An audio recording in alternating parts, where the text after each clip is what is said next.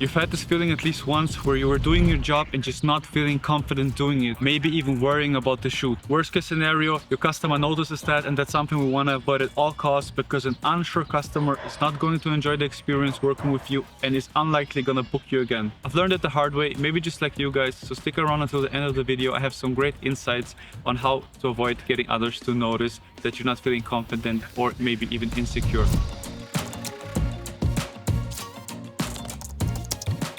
Confidence starts with preparation, and that's the first thing I want you guys to understand. And just like the entrepreneur is writing down his speech or preparing the speech inside of his brain, you guys need to prepare yourself for your shoot. You guys need to visualize the shoot that you're going to have, just like the entrepreneur visualizes his speech in his mind or on paper. Either pre-visualize on paper, on Milanote or other tools that you have at your disposal, or pre-visualize in your head. Try to imagine the exact poses, the exact stuff you're going to have in your music video, photo shoot, whatever it is, but you have to understand this principle, and I think this one is a very helpful one. All right, let's go to the next one.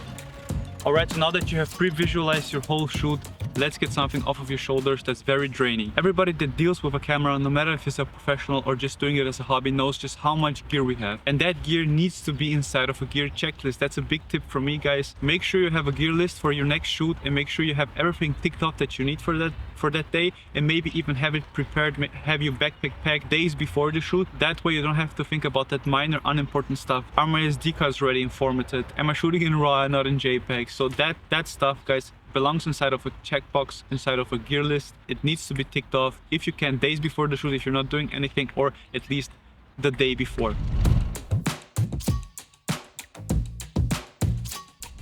The next step to getting more confident is to understand that your camera is your third arm. If you have a hard time with your camera's basic settings, how can you be confident? If you don't know how your exposure triangle works, stop watching any more videos and actually take your camera, go outside and try out the exposure triangle. Understand your ISO, your shutter speed and your aperture, and that way you don't have to think about all of these things when you're actually doing the shoot. It all comes naturally, and you can focus more on posing, you can focus more on whatever you do in filmmaking, and that's the next big thing, guys. So be familiar with your camera settings and master it as much as you can. It's a lifetime learning process. Understanding the exposure triangle is just the beginning, but today I have the opportunity for this day to be day one, not just to be another day. People make a science out of it, but it's really not, so go and learn your exposure triangle, guys.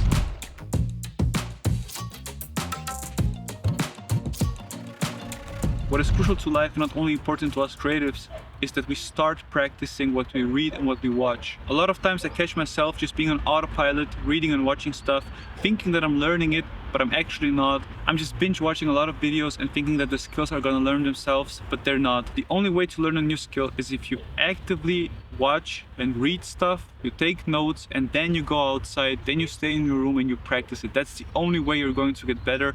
And yeah, don't forget, guys, the skills are not going to learn themselves, so start being active.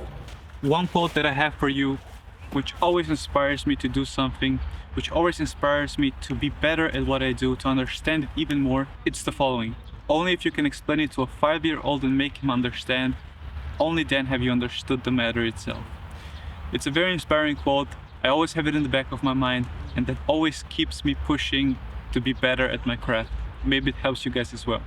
All right, so now let's get on to the biggest tip that I have for you guys, but that we do somewhere else because the sun is killing my eyes.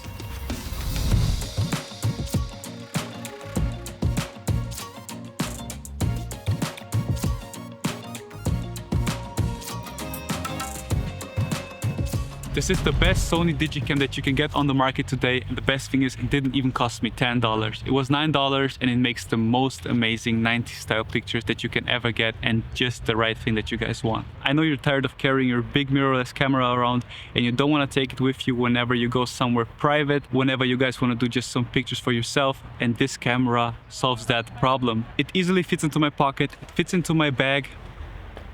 This 8.1 megapixel camera sensor really makes your pictures look like they're straight out of the 90s, and you guys won't even have to edit your pictures because they look so good straight out of camera.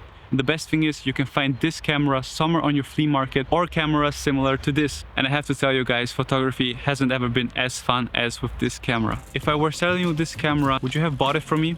Most likely. It's just because of the way that I acted like I know everything, that I acted that I'm the expert of selling cameras. And that concludes the biggest tip that I have for you guys. Act like you're the expert even if you aren't. Tim Ferriss, the author of the 4-Hour Workweek, once said, "Presenting the truth in the best light but not fabricating it is the name of the game." And I surely have done this a couple times. I have posed models in ways I have never posed them and acted like I've done it already a million times. And I want you guys to do the same with your photography, with your filmmaking, and with your clients. I hope that this video has been helpful for you. I hope that I have answered your question on how to be more confident with your camera. And I hope that I've given you some practicable examples on how to execute that, to actually start practicing what you read and what you watch. If you have any questions, let me know down below in the comments. And if you guys leave this video and only remember 2 things, I want them to be the following. Act like you're the expert, even if you aren't. See you guys, talk to you guys in the next one.